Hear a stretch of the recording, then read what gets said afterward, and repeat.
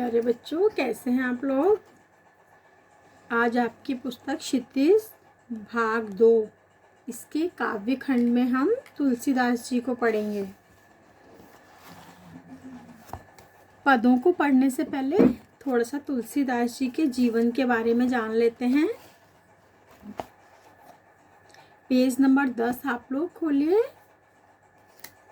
आपकी पुस्तक में पेज नंबर 10 पर तुलसीदास जी का जीवन परिचय दे रखा है। देखिए, तुलसीदास जी का जन्म उत्तर प्रदेश के बांदा जिले के राजापुर गांव में हुआ। सन 1532 को हुआ था। कब हुआ था? 1532 को उत्तर प्रदेश के बांदा जिले के राजापुर गांव में तुलसीदास जी का जन्म हुआ था। कुछ विद्वान उनका जन्म स्थान सोरो, जो कि एटा जिले में पड़ता है, ये भी यूपी में ही आता है, वह मानते हैं।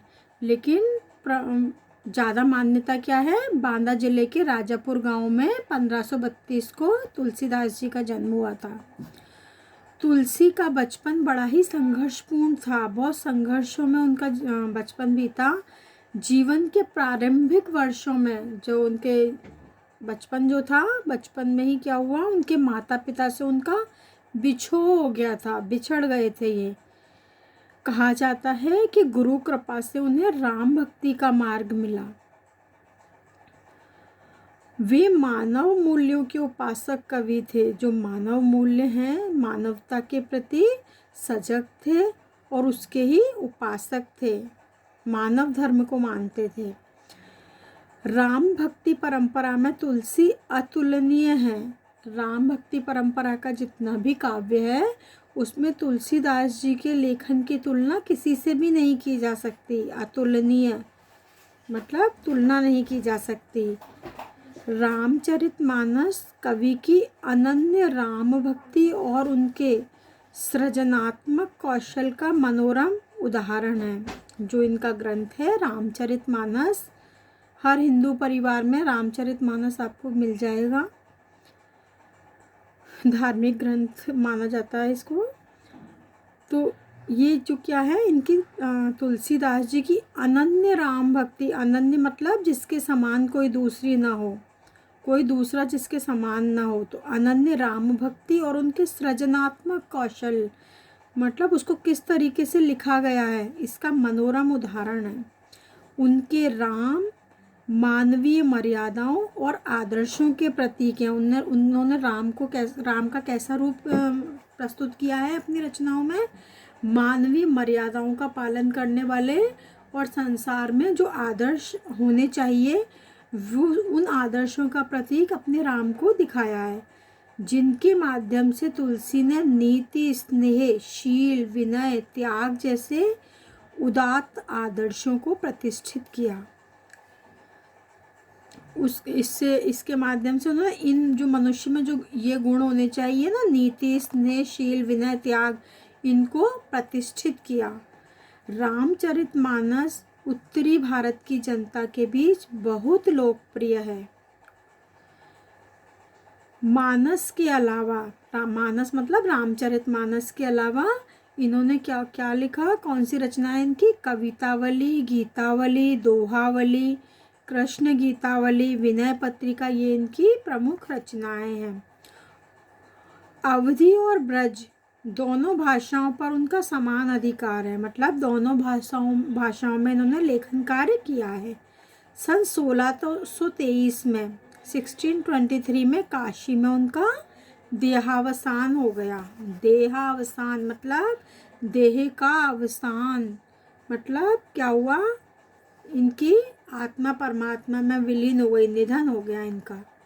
तो आगे देखिए, तुलसी ने रामचरितमानस की रचना अवधी में और विनय पत्रिका और कवितावली की रचना ब्रज भाषा में की। देखो, रामचरितमानस की रचना जो कि रामचरितमानस की भाषा है अवधी, जबकि विनय पत्रिका और कवितावली की जो भाषा है वो ब्रज भाषा है।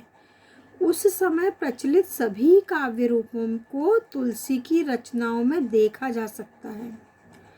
रामचरितमानस जो है इनका, उसका मुख्य छंद चौपाई है, लेकिन बीच बीच में दोहे, सोरठे और हरगीतिका और अन्य छंद भी उसमें पिरोए गए हैं, मतलब डाले गए हैं, लिखे गए हैं। विनय पत्रिका की रचना गेय पदों में हुई है। इनकी जो रचना है विनय पत्रिका, गेय पद मतलब जिनको कि गाया जा सकता है ना, उसमें हुई है। कवितावली में सवैया और कवित्व छंद है। देखो कितना सुंदर, कितने सारे छंदों का इन्होंने प्रयोग किया है। तो कवितावली में सवैया और कवित्व छंद की छटा देखी जा सकती है। उनकी रचनाओं में प्रबंध और मुक्तक दोनों प्रकार के काव्यों का उत्कृष्ट उदाहरण है। प्रबंध काव्य क्या होता है, जिसमें ऊपर के पैराग्राफ से नीचे का पैराग्राफ रिलेटेड रहता है, और मुक्तक काव्य में क्या होता है कि एक पद और दूसरे पद का आपस में कोई मेल नहीं भी हो सकता और हो भी सकता है ना, वो अपने आप में परिपूर्ण होता है, तो वो तो होता है मुक्तक। और जो अब काव्य में एक पैराग्राफ दूसरे पैराग्राफ से जब रिलेटेड होता है वो प्रबंध काव्य होता है। ठीक है, समझ आया आप लोगों को? अब देखिए जो हम ये पढ़ेंगे यहाँ राम लक्ष्मण परशुराम संवाद, ये रामचरितमानस के बालकांड से लिया गया है।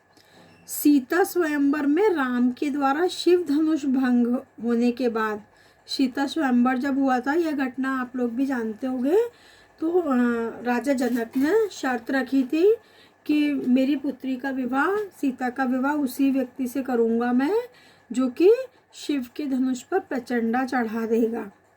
तो शिव धनुष को भंग करने, और इसको बड़े बड़े राजा महाराजा इस धनुष को क्या नहीं कर पाए, उठा भी नहीं पाए, लेकिन भगवान राम ने क्या किया, उसको उठाकर उस पर प्रत्यंचा चढ़ाई, तो वो धनुष टूट गया।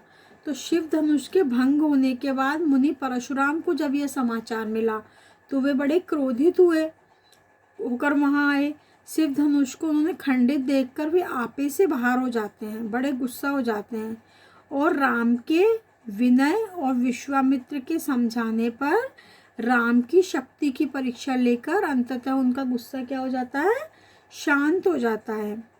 इस बीच राम लक्ष्मण और परशुराम के बीच में जो संवाद होता है, जो बातचीत होती है, संवाद का मतलब बातचीत, उसका प्रसंग यहाँ प्रस्तुत किया गया है। परशुराम के क्रोध भरे वाक्यों का उत्तर लक्ष्मण व्यंग वचनों से देते हैं। परशुराम जी को तो क्रोध आ ही रहा था क्योंकि उनके गुरु थे भगवान शिव। तो इस प्रसंग की विशेषता यह है कि लक्ष्मण की वीर से पगी व्यंग्योक्तियां हैं और व्यंजना शैली की सरस अभिव्यक्ति। शब्द शक्ति जब आप पढ़ोगे आगे की क्लासेस में तो 3 प्रकार की शब्द शक्तियाँ होती हैं, अभिधा, व्यंजना और लक्षणा। तो यहाँ शब्द शक्ति, व्यंजना शब्द शक्ति है पूरे जितने भी आपको ये पद दे रखे हैं। ठीक है, पेज पलटिए आप लोग। देखिए जनक दरबार सजा है, यहाँ राम लक्ष्मण है, ये धनुष है टूटा हुआ, परशुराम जी बैठे, ये विश्वामित्र जी है। अब पहला अपन देखते हैं पद। जब परशुराम जी बहुत तेज नाराज होते हुए यहाँ सभा में आए और तो रामचंद्र जी अपने शीतल वचनों में क्या कहते हैं, नाथ शंभु धनु भंजन हारा, होये केहू एक दास तुम्हारा, आये सो कहा कहे किन मोई, सुनि रिसाए बोले मुनि को ही, सेवकु सो जो करे सेवकाई, अरे करनी करी करिए लड़ाई, सुनहु राम जेहि शिव धनु तोरा, सहस बाहु समसो रिपु मोरा, सो बिल गाओ बिहाई समाजा, नत मारे जय हैं सब राजा। सुनि मुनि वचन लखन मुस्काने, बोले परसु धरई अवमाने, भऊ धनुई तोरी लरिकाई, कभू नास रिस कीन गुसाई, एहि धनु पर ममता के ही हेतु, सुनि रिसाई कह रघुकुल केतु। क्या कहते रामचंद्र जी ने कहा, हे नाथ, शंभु धनुष शिव धनुष को तोड़ने वाला, भंजनिहारा मतलब तोड़ने वाला, होए ही केऊ एक दास तुम्हारा, तुम्हारा ही कोई एक दास होगा। आये सो कहा क्या आज्ञा है, कही किन मोई। आये सो मतलब आज्ञा, आप मुझसे क्यों नहीं कहते। सुन रिसाए बोले मुनि कोई। और यह सुनकर जो मुनि थे ये परशुराम जी, वो बड़े क्रोध में आकर बड़े रिस पूर्वक बोले, बड़े गुस्से में बोले, सेवकु सो जो करे सेविकाई। जो सेवक तो वह होता है जो सेवा का कार्य करता है। अरि करनी करी है लड़ाई, लेकिन जिसने भी ये शिव धनुष तोड़ा है उसने मुझसे अरि करनी करी है, मतलब शत्रुता का कार्य किया है और इस प्रकार मुझसे लड़ाई मोल ले लिया, झगड़ा मोल ले लिया है। सुनहु राम जे ही शिव धनु तोड़ा। सुनो राम, जिसने भी शिव धनुष को तोड़ा है, सहस बाहु समसो रिपु मोरा। सहस्त्र बाहु के समान वह मेरा रिपु मतलब शत्रु है। सो बिलगाओ बिहाई समाजा। बिलगाओ मतलब अलग कर दो, बिहाई मतलब इस, और समाजा मतलब इस सभा से। तो जिसने भी ये शिव धनुष तोड़ा है उसको इस सभा से अलग कर दो, बता दो, मतलब अलग निकाल के खड़ा कर दो कि इसने तोड़ा है। न तो मारे जे हैं सब राजा, नहीं तो यहाँ जितने भी राजा बैठे हैं सभी मारे जाएंगे। सुन मुनि वचन लखन मुस्काने। और मुनि के ऐसे वचन सुनकर लक्ष्मण क्या करने लगे, मुस्कुराने लगे। मन मन में उनको गुस्सा आने लगा। बोले परशु धरई अवमाने। और बोले उनकी अवमानना करते हुए, उनका अपमान करते हुए, परशुराम जी का अपमान करते हुए क्या बोले, बहु धनुई तोरी लड़काई, कबहू ना इस रिसकीन गुसाई। बहु धनुई बहुत से धनुष, तोरी मतलब तोड़े हैं, लड़काई मतलब लड़कपन में, बचपन में हमने बहुत से धनुष तोड़े हैं। कबहू ना इस रिसकीन गुसाई, लेकिन गोसाई हे गोस्वामी आपने कभी भी इतना गुस्सा नहीं दिखाया। यही धनु पर ममता के ही हेतु, इस धनुष पर आपकी इतनी ममता क्यों है। सुन रिसाई कह भृगुकुल केतु। इस प्रकार भृगुकुल के सूर्य, भृगुवंश के सूर्य परशुराम जी बड़े रिसिया गए, बड़े गुस्सा हो गए। फिर क्या बोले गुस्सा होकर, रे नृप बालक काल बस बोलत तोय न संहार, धनुई सम त्रिपुरारी धनु विदित सकल संसार।